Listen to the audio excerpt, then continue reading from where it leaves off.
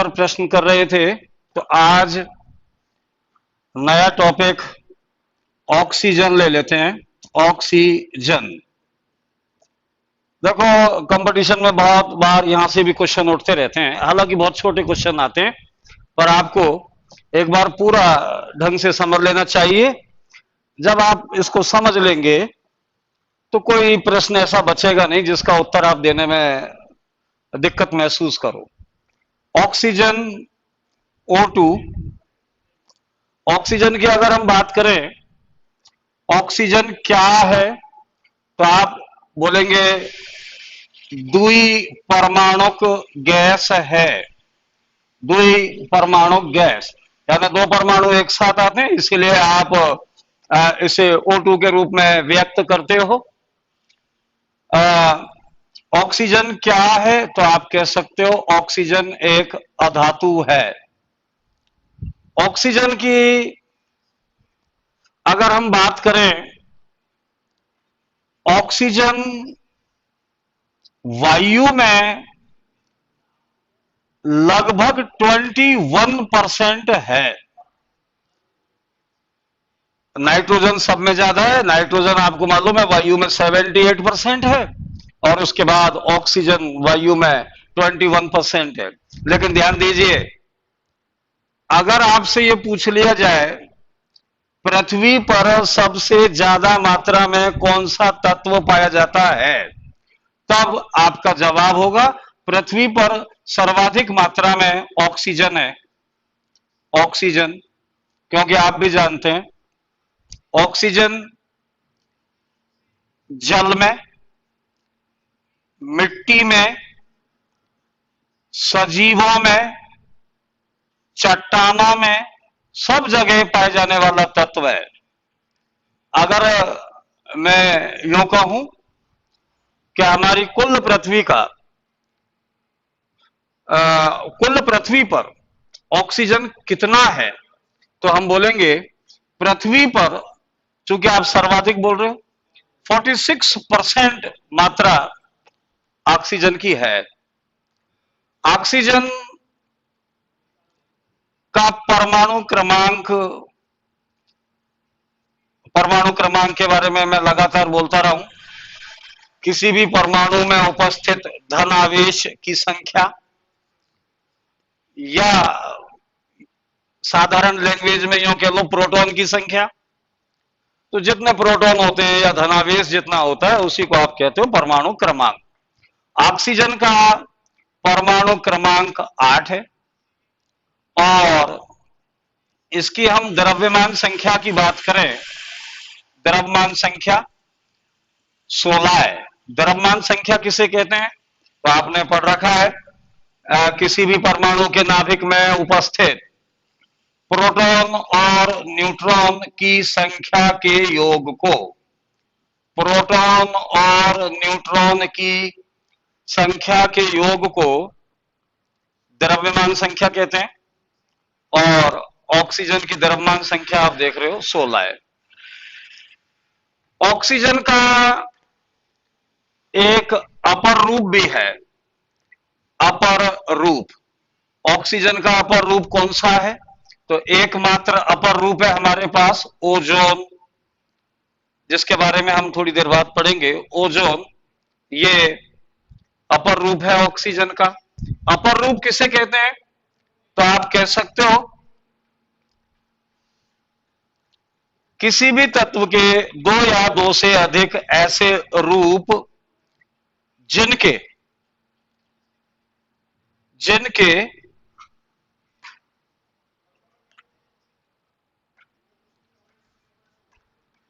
भौतिक गुण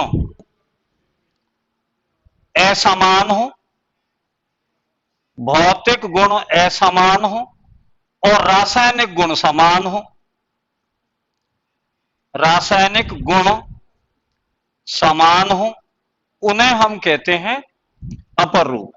फिर सुन लें, किसी भी तत्व के दो या दो से अधिक ऐसे रूप जिनके भौतिक गुण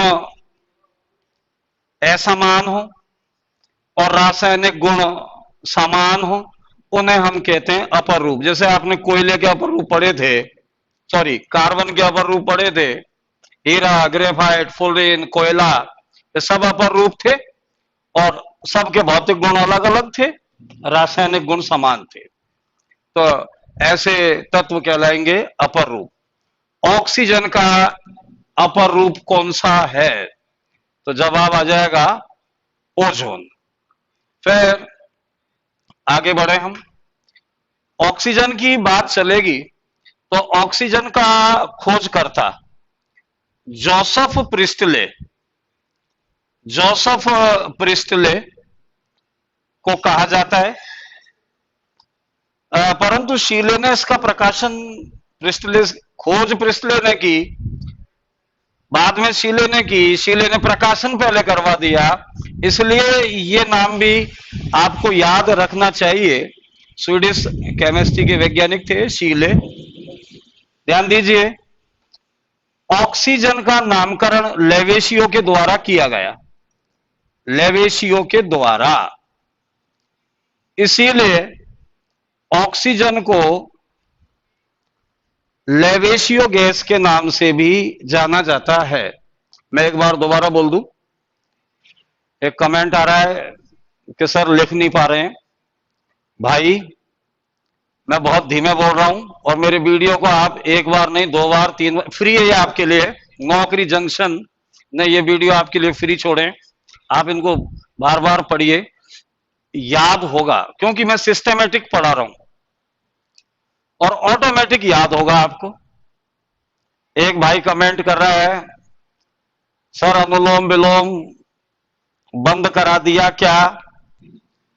तो मेरे भाई, अगर हमें सबको जिंदा रहना है, आगे बढ़ना है, तो अनुलोम विलोम करना पड़ेगा। मास्टर हो, चाहे व्यापारी हो, चाहे नेता हो, चाहे विद्यार्थी हो, अगर आगे बढ़ना है तो अनुलोम विलोम नहीं, बाबा रामदेव जो बता रहे हैं प्राणायाम, वो करने ही पड़ेंगे। आगे बढ़ना है तो आगे बढ़िए। ऑक्सीजन एक द्वि परमाणु गैस है जिसे O2 के रूप में लिखा जाता है। ऑक्सीजन एक अधातु है। ऑक्सीजन वायु में 21% मात्रा में पाई जाती है। पृथ्वी पर सर्वाधिक मात्रा में कौन सा तत्व पाया जाता है? ऑक्सीजन। ब्रह्मांड में सर्वाधिक मात्रा में कौन सा तत्व है? हाइड्रोजन। आपने पढ़ा है।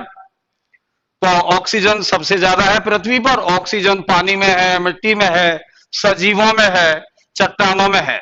अगर यह भी आपसे पूछ लिया जाए कि मनुष्य के शरीर में सबसे ज्यादा मात्रा में कौन सा तत्व है, तब भी आपका जवाब होगा ऑक्सीजन। तो सब जगह ऑक्सीजन मौजूद है। ऑक्सीजन का परमाणु क्रमांक आप देख रहे हो 8 और ऑक्सीजन की द्रव्यमान संख्या 16 है। द्रव्यमान संख्या किसे कहते हैं? तो आप देख रहे हैं, किसी भी परमाणु के नाभिक में उपस्थित प्रोटॉन और न्यूट्रॉन की संख्या को द्रव्यमान संख्या कहते हैं। परमाणु क्रमांक आप जानते ही हो, प्रोटॉन की संख्या या नाभिक में धन आवेश की संख्या को ही परमाणु क्रमांक कहते हैं। ऑक्सीजन का एक अपर रूप है और अपर रूप आप देख रहे हैं ओजोन। ऑक्सीजन का अपर रूप ओजोन है। ओजोन एक गैस है, त्रिपरमाणु गैस है। अपर रूप किसे कहते हैं? तो आप यही बोलोगे, किसी भी तत्व के दो या दो से अधिक ऐसे रूप जिनके भौतिक गुण असमान हो परंतु रासायनिक गुण समान हो, उन्हें हम कहते हैं अपर रूप। इसके अलावा ऑक्सीजन का खोजकर्ता जोसेफ प्रिस्टले को कहा जाता है। शीले ने इसका प्रकाशन सबसे पहले करवाया था, खोज का। ऑक्सीजन गैस को लेवेशियो गैस के नाम से भी जाना जाता है। आप सब इस बात को जानते हैं, सभी सजीव, जंतु और पौधे श्वसन क्रिया में ऑक्सीजन गैस लेते हैं। जंतु और पौधे श्वसन क्रिया में ऑक्सीजन गैस लेते हैं। जंतु और पौधे श्वसन क्रिया में ऑक्सीजन गैस लेते हैं, इसीलिए ऑक्सीजन ग्रहण करते हैं, इसीलिए ऑक्सीजन को प्राणवायु के नाम से भी जाना जाता है। प्राणवायु ऑक्सीजन, श्वसन में काम आने वाली ऑक्सीजन। देखो ध्यान से सुनना, जंतु श्वसन क्रिया में कौन सी गैस काम में ले रहे हैं? ऑक्सीजन। पौधे भी श्वसन क्रिया में कौन सी गैस काम में लेते हैं? तो आप बोलोगे ऑक्सीजन। बचपन में बच्चे ऐसे बोलते थे, साहब हम ऑक्सीजन लेते हैं, पौधे कार्बन डाइऑक्साइड। तो ऐसी मिस्टेक आप तो नहीं करें। पौधे श्वसन क्रिया में ऑक्सीजन लेते हैं, पौधे भोजन बनाने की क्रिया में कार्बन डाइऑक्साइड का उपयोग करते हैं, वो अलग क्रिया है। अभी हम बात कर रहे हैं श्वसन की। तो श्वसन में ऑक्सीजन गैस काम में ली जा रही है, इसीलिए ऑक्सीजन को हमने कहा प्राण वायु। ऑक्सीजन की बात चलेगी तो ऑक्सीजन के गैस जार में यदि हम जलती हुई मोमबत्ती ले जाएं, जलती हुई मोमबत्ती ले जाएं, तो आपने कभी पढ़ा होगा मोमबत्ती जलती ही रहती है और गैस आग नहीं पकड़ती। इसका मतलब ऑक्सीजन जलाने में सहायक है, जलाने में सहायक है, परंतु स्वयं नहीं जलती है। मतलब स्वयं तो अज्वलनशील है, लेकिन जलाने में सहायक है, इसीलिए ऑक्सीजन को दहन वायु, दहन वायु के नाम से भी ऑक्सीजन को जाना जाता है। एक बात जान लें आप लोग, दुनिया में कहीं भी आग लगानी हो, अंतरिक्ष में भी जाके आपको ईंधन जलाना हो, तो ऑक्सीजन की जरूरत पड़ेगी। इसीलिए ऑक्सीजन दहन वायु है। आपके पास में पेट्रोल है, माचिस है, लेकिन ऑक्सीजन नहीं है, आग नहीं लगेगी। क्योंकि आग लगाने के लिए अनिवार्य गैस है ऑक्सीजन। दिस इज ए दहन वायु। ऑक्सीजन की अगर हम बात करें तो ऑक्सीजन यहां तक आ रहा है। ऑक्सीजन रंगहीन, गंधहीन, स्वादहीन और वायु से थोड़ी सी भारी, वायु से थोड़ी सी भारी होती है, जिससे वायुमंडल में ऑक्सीजन की मात्रा नीचे की तरफ रहती है, पृथ्वी की सतह की तरफ थोड़ी सी भारी है। ऑक्सीजन पर एक लाइन और बोल दूं, ऑक्सीजन जल में अल्प विलेय है, जल में अल्प विलेय यानी सूक्ष्म मात्रा में ऑक्सीजन पानी में घुल जाती है, अल्प विलेय। आप जानते हैं इस घुलनशील ऑक्सीजन का उपयोग ही जलीय जीव जंतु करते हैं। जलीय जीव जंतु श्वसन क्रिया में जो ऑक्सीजन गैस लेते हैं, वो ऑक्सीजन गैस घुलनशील होती है, जो पानी में घुली है। इसके अलावा ऑक्सीजन का उपयोग हमारे लाइफ में कहां हो रहा है, तो यह भी आपको जानना चाहिए। Photo flash bulb, photo flash bulb highlighting bulb है, आप भी जानते हो। आपका जो बल्ब होता है नॉर्मल बल्ब, उसमें तो आपने पढ़ रखा है आर्गन गैस, नाइट्रोजन या वैक्यूम का इस्तेमाल करते हैं बल्ब में, और टंगस्टन का फिलामेंट होता है। लेकिन यहां इस बल्ब में यह पूछा गया है एसएससी में कि फिलामेंट किसका बना होता है, तापन तंतु किसका बना होता है, तो आप बोलेंगे मैग्नीशियम का। और फोटोफ्लैश बल्ब में कौन सी गैस काम आती है? तो आप बोलेंगे ऑक्सीजन गैस का उपयोग किया जाता है। इसके अलावा ऑक्सीजन की बात करेंगे। ऑक्सीजन को जब एसिटिलीन गैस के साथ मिलाकर जलाते हैं, ऑक्सीजन और एसिटिलीन गैस को जलाया जाता है तो नीली लौ आती है। नीली लौ, नीली लौ के रूप में ऑक्सी एसिटिलीन ज्वाला प्राप्त होती है। ऑक्सी एसिटिलीन ज्वाला, ऑक्सी एसिटिलीन ज्वाला प्राप्त होती है। इस ज्वाला का टेम्परेचर लगभग 3800 केल्विन होता है, हाई टेम्परेचर है। इसीलिए इस ज्वाला का उपयोग हमने दो जगह पढ़ा है। इसीलिए ऑक्सी एसिटिलीन ज्वाला का उपयोग वेल्डिंग में और लोहे को काटने में किया जाता है। लोहे को काटने में किया जाता है। एक बार पुनः आप दोबारा देखें, आराम से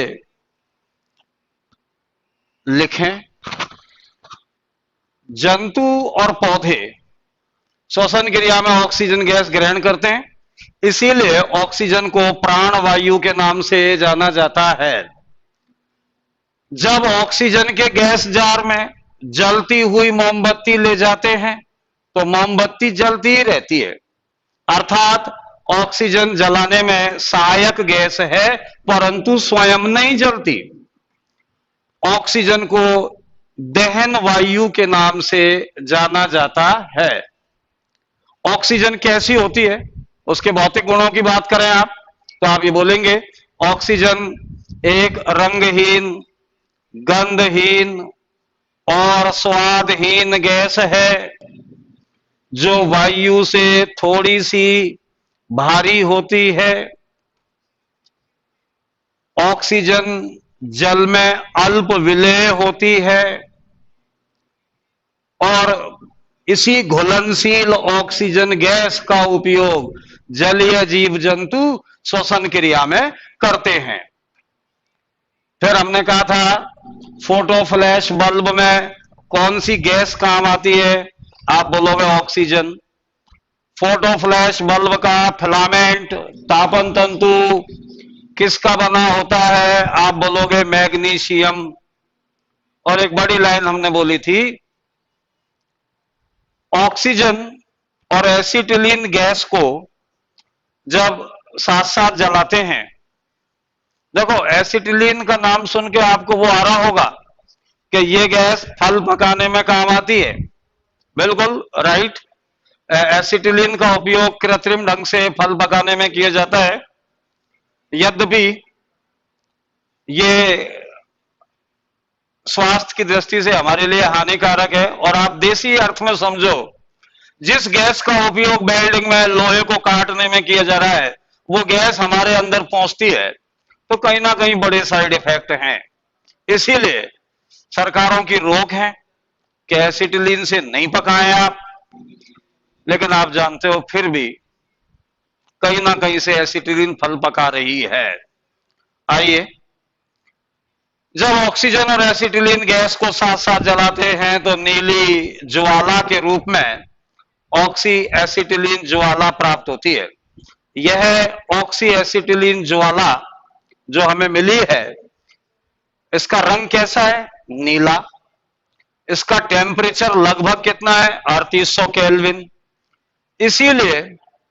इसीलिए ये लोहे को काटने में और वेल्डिंग में काम आती है। ऑक्सी एसिटिलीन ज्वाला।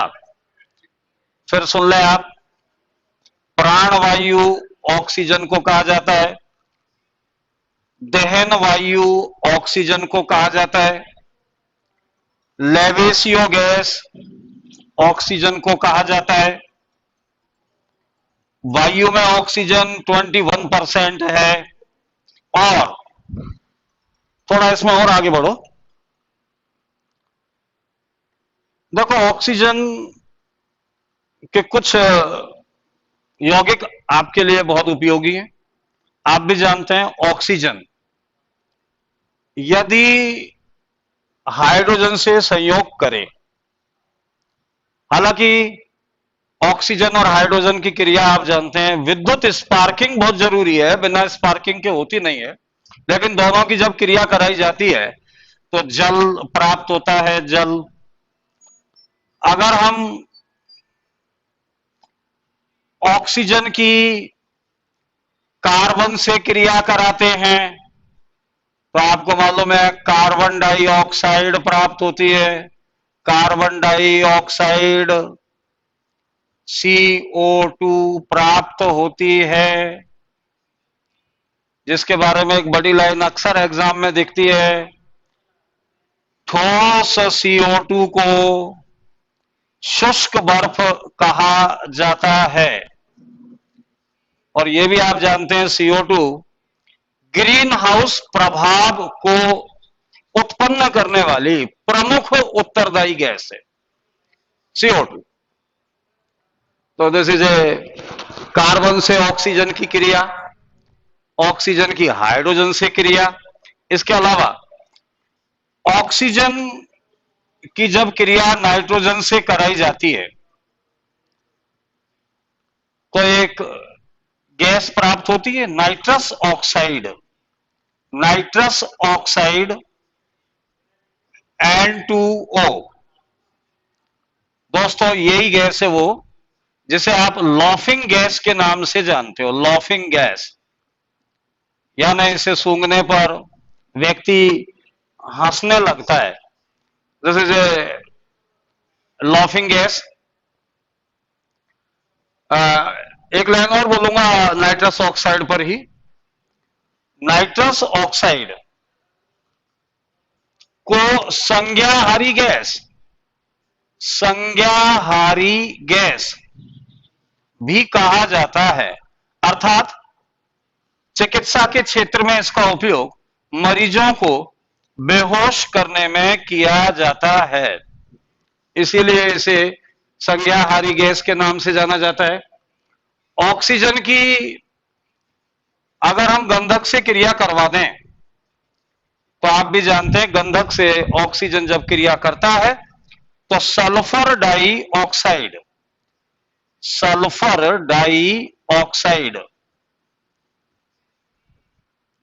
SO2 गैस प्राप्त होती है। SO2 पर 3 बड़ी लाइन आपको हमेशा आनी चाहिए, बार बार एग्जामों में देखा है। ताजमहल की चमक को सबसे ज्यादा नुकसान किसने पहुंचाया? कौन सी गैस उत्तरदायी है ताजमहल को नुकसान पहुंचाने के लिए? जवाब आएगा सल्फर डाइऑक्साइड, ताजमहल की चमक को नुकसान पहुंचाने वाली गैस। इसके अलावा सल्फर डाइऑक्साइड पर एक बड़ी लाइन ये भी आप बोलेंगे, एसिड रेन, अम्ल वर्षा। अम्ल वर्षा के लिए, अम्ल वर्षा के लिए प्रमुख उत्तरदायी गैस कौन सी है? तो जवाब आएगा सल्फर डाइऑक्साइड। और एक फेमस लाइन और बोली जाएगी, सल्फर डाइऑक्साइड विषैली गैस है और इसकी अधिकता से पौधों की मृत्यु हो जाती है। पौधों की मृत्यु, काफी डेंजरियस गैस। फिर देखिए इधर, आप बस ध्यान से देख लो इधर, मैं समझता हूं ऑटोमेटिक याद होगा आपको। वीडियो तो आप बहुत देख रहे होंगे, लेकिन इतना सिस्टमेटिक वीडियो जो नौकरी जंक्शन के द्वारा आपको उपलब्ध कराए जा रहे हैं, आप तो केवल देखें और सुन लें। फिर सुनिए, ऑक्सीजन और हाइड्रोजन की क्रिया कराने पर क्या प्राप्त होगा? जल। ऑक्सीजन, ऑक्सीजन और कार्बन की जब क्रिया होती है, ऑक्सीजन और कार्बन की जब क्रिया होती है तो कार्बन डाइऑक्साइड CO2 गैस प्राप्त होती है। ठोस कार्बन डाइऑक्साइड को किस नाम से जाना जाता है? आप बोलेंगे शुष्क बर्फ। ये बार बार एग्जाम में आता रहा है और ये आप जानते ही हो। आग बुझाने में कौन सी गैस काम आती है? Carbon dioxide. कोल्ड ड्रिंक्स के निर्माण में कौन सी गैस का उपयोग किया जाता है? Carbon dioxide. पौधे भोजन निर्माण की क्रिया में कौन सी गैस लेते हैं? आप बोलोगे कार्बन डाइऑक्साइड। शुष्क बर्फ है ही ठोस कार्बन डाइऑक्साइड। ऑक्सीजन की गंधक से जब क्रिया कराई जाती है तो sulphur dioxide gas, sulphur dioxide SO2 gas प्राप्त होती है। ये सल्फर डाइऑक्साइड अम्ल वर्षा के लिए प्रमुख उत्तरदायी गैस है। सल्फर डाइऑक्साइड ने ही ताजमहल की चमक को सबसे ज्यादा नुकसान पहुंचाया है। सल्फर डाइऑक्साइड की अधिकता के कारण पौधों की मृत्यु भी हो जाती है। फिर हम ऑक्सीजन की नाइट्रोजन से क्रिया जब करा रहे थे तो आप देख रहे हैं ऑक्सीजन और नाइट्रोजन की क्रिया कराने पर नाइट्रस ऑक्साइड N2O गैस प्राप्त होती है, जिसे लॉफिंग गैस या आप हास्य गैस के नाम से भी जानते हो। This is a laughing gas, हास्य गैस, यानी सूंघने पर व्यक्ति हंसने लगता है। और दूसरा उपयोग हमने नाइट्रस ऑक्साइड का बोला कि नाइट्रस ऑक्साइड रोगियों को बेहोश करने के काम में भी आती है। इसीलिए नाइट्रस ऑक्साइड एक संज्ञाहारी गैस है। फिर इसी कड़ी में ओजोन के बारे में भी हमको 4 लाइन देखनी चाहिए। बहुत महत्वपूर्ण लाइन है ओजोन पर। ओजोन जिसको आप पूर्व में पढ़ रहे थे, ओजोन क्या है? तो हम कह रहे थे ओजोन ओजोन O3 क्या है? तो एक लाइन तो बोली जाएगी कि यह ऑक्सीजन का अपर रूप है। इसके अलावा ओजोन में आप देख पा रहे हैं O3 यानी परमाणुओं की संख्या 3 है। इसीलिए आप बोलोगे ओजोन एक त्रिपरमाणुक गैस, या यूं भी बोलो त्रिपरमाणवीय।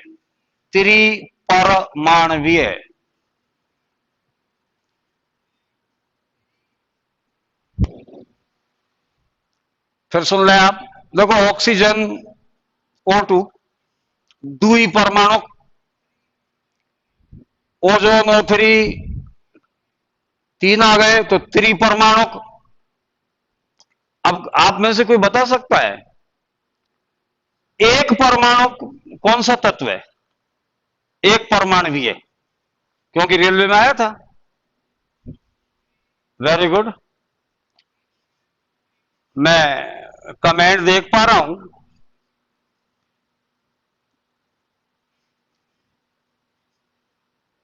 नहीं भाई, क्लोरीन नहीं।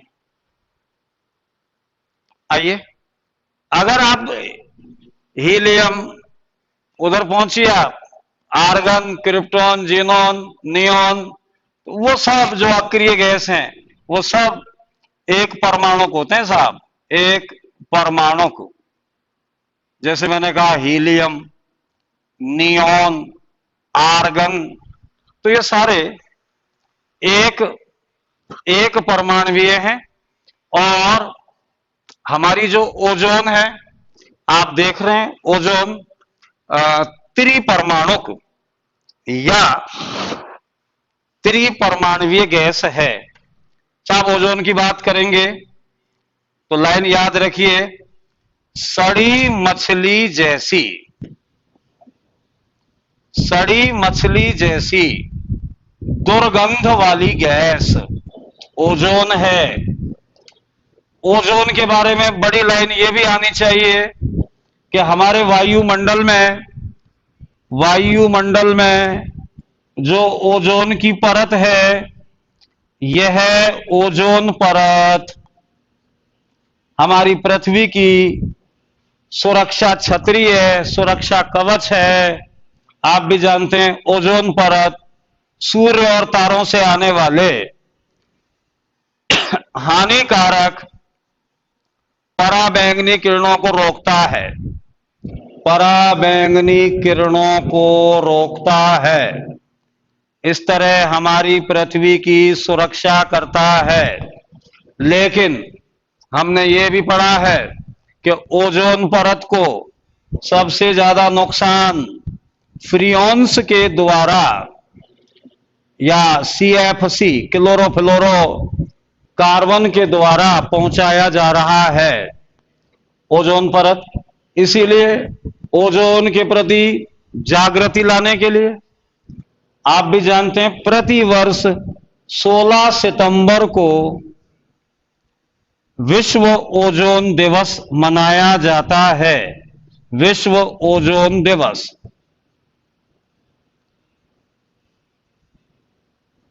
विश्व ओजोन दिवस कब मनाया जाता है? तो हमारा जवाब होगा 16 सितंबर। ओजोन की परत को नुकसान कौन पहुंचा रहा है? क्लोरोफ्लोरोकार्बन या फ्रियोन्स। ओजोन परत हमारी सुरक्षा कर रही है, सूर्य और तारों से आने वाली पराबैंगनी किरणों को, हानिकारक पराबैंगनी किरणों को रोकती है। आप भी जानते हैं सड़ी मछली जैसी दुर्गंध वाली गैस ओजोन है। ओजोन एक त्रिपरमाणु गैस है या त्रिपरमाणुवीय गैस है। इसके अलावा ओजोन पेयजल को रोगाणु मुक्त बनाने के काम आती है। पेयजल को रोगाणु मुक्त बनाने के काम आती है। ध्यान दीजिए, पेयजल को रोगाणु मुक्त बनाने में ओजोन का उपयोग होता है। ओजोन के अलावा भी ये ऑप्शन हमें याद रहने चाहिए। ओजोन के अलावा क्लोरीन गैस का उपयोग किया जाता है पेयजल को रोगाणु मुक्त बनाने में। ब्लीचिंग पाउडर पेयजल को रोगाणु मुक्त बनाने के काम आता है। ब्लीचिंग पाउडर के अलावा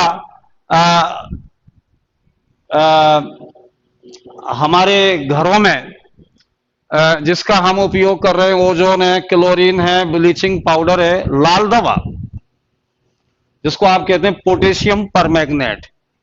तो ये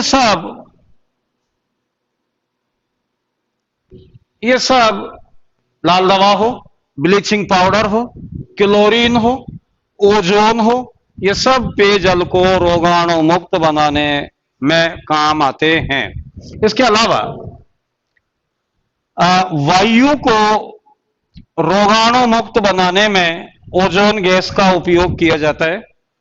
ध्यान दीजिए, खास करके टनल्स में, हमारे मेट्रो स्टेशंस, हॉस्पिटल के ऑपरेशन थिएटर्स आदि जगहों पर वायु को शुद्ध बनाने में ओजोन गैस का उपयोग किया जाता है। ओके दोस्तों, बहुत बहुत थैंक यू।